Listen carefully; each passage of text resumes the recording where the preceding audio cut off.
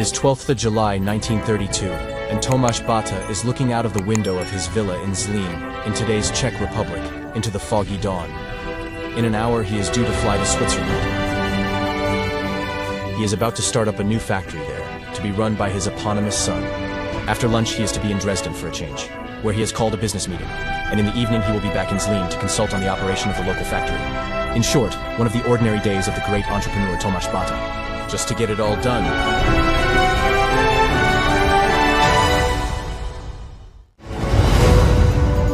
It's 5:45 in the morning. The plane's engines are running. The fog is still not lifting. The pilot and his passenger deliberate for a while, but then 56-year-old Tomáš Baťa, the shoemaker who conquered the world, gives the pilot a firm order. He must take off, even though the fog over Zlín is still very thick. Shortly afterwards, the Junkers plane with the 2 men on board crashes into the grounds of the Bata shoemaker's glue factory, just a few kilometers from the takeoff point.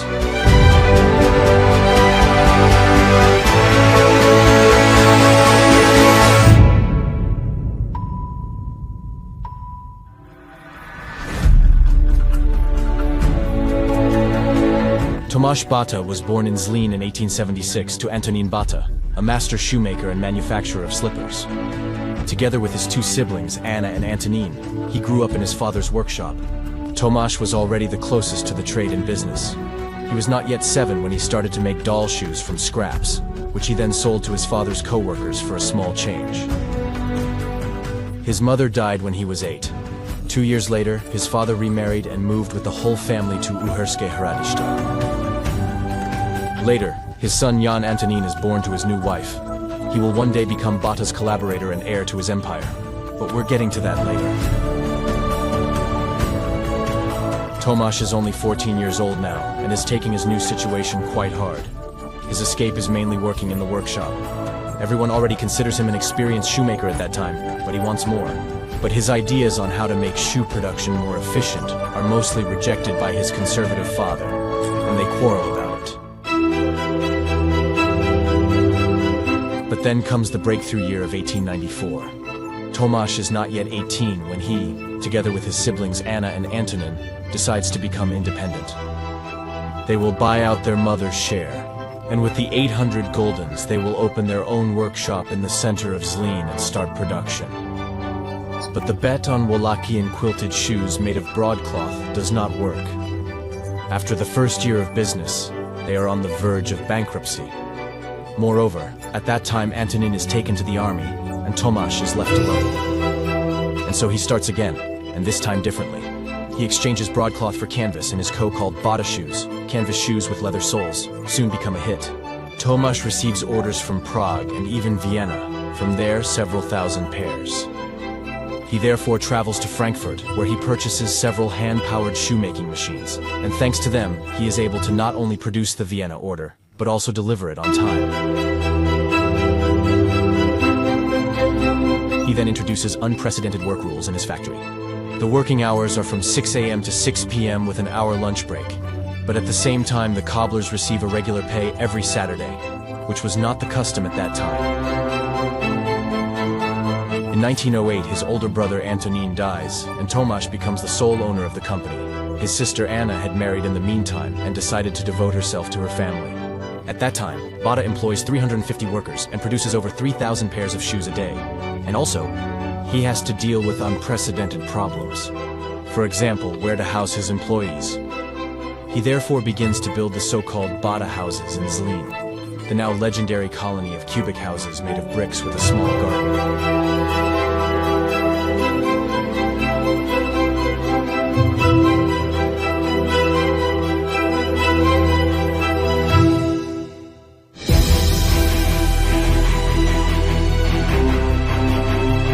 We're moving on. Tomáš Baťa is now thriving not only in his professional life, but also in his personal life. At the age of 36, he marries 19-year-old Maria Menšíková, daughter of the administrator of the Vienna University Library, and 2 years later their son Tomáš is born.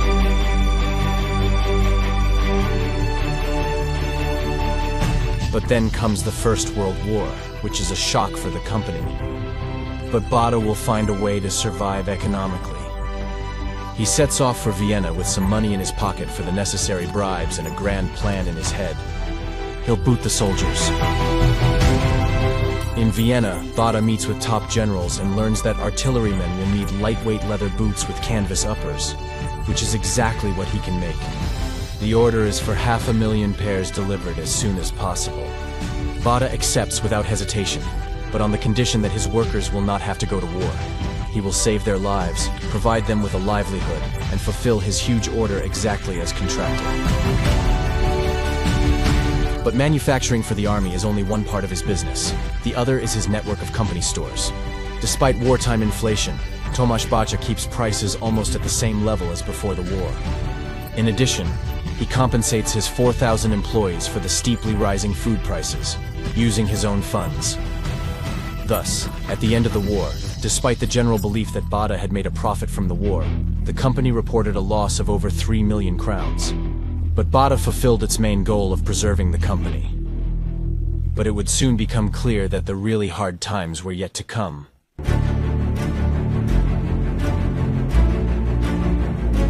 The end of the war brings joy at the establishment of an independent Czechoslovakia.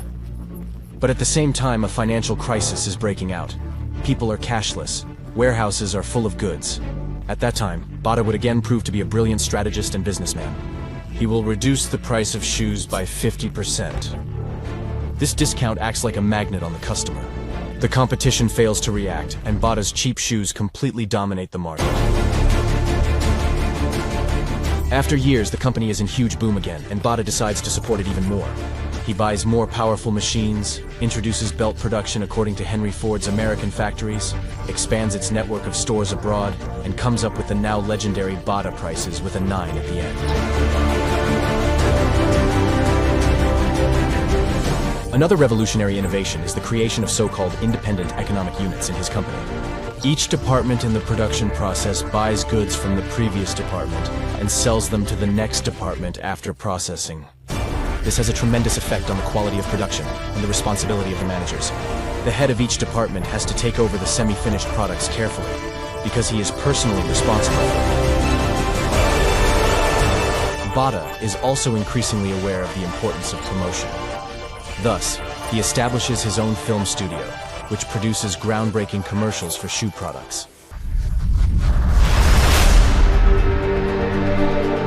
But that's not all. The care that Bata takes of his business is also given to his employees.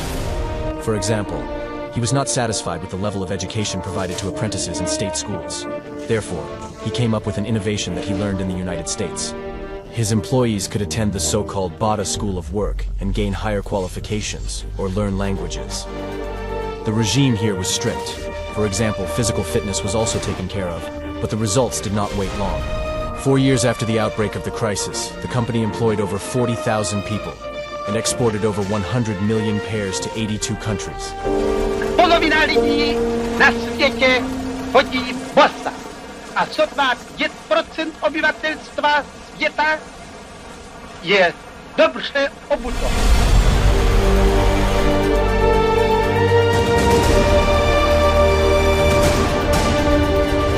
But there is a downside to everything, and so successful and wealthy Bata becomes a thorn in the side of many. In the first place are the communists, whose members controlled the Zlín town hall. In their propaganda, they portrayed Bata as a cynical capitalist and exploiter. Therefore, at the age of 47, Tomáš Baťa decides to enter politics.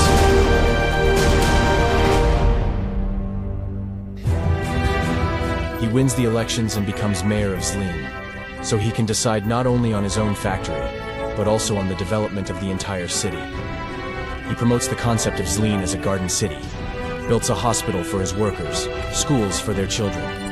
Small Bata houses fill most of the city.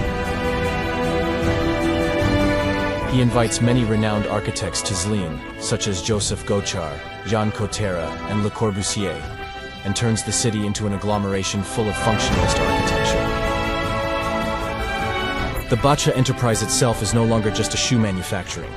More and more businesses are established in various fields. Tannery, chemistry, rubber, paper, machinery, aircraft manufacturing. In 1930, the Bata company is doing business in 35 industries and has branches in 54 countries. The company sells millions of items a year, and Czechoslovakia becomes the largest exporter of shoes in the world.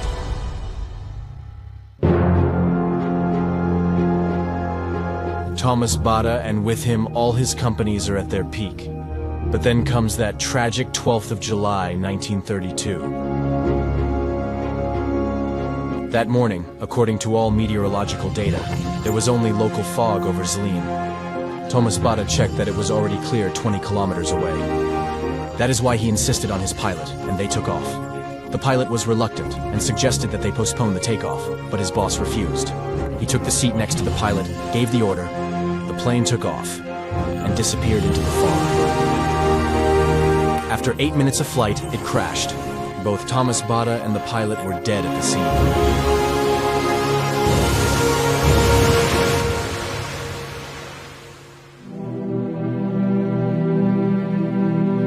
The tragedy was reported by news agencies and newspapers all over the world. Hundreds of telegrams of condolence were sent to Zlín, from presidents, politicians, entrepreneurs. The funeral took place in the town cemetery, where Tomáš Baťa, a man who literally went from a shoemaker's spinning wheel to one of the largest shoe manufacturers in the world, still rests today.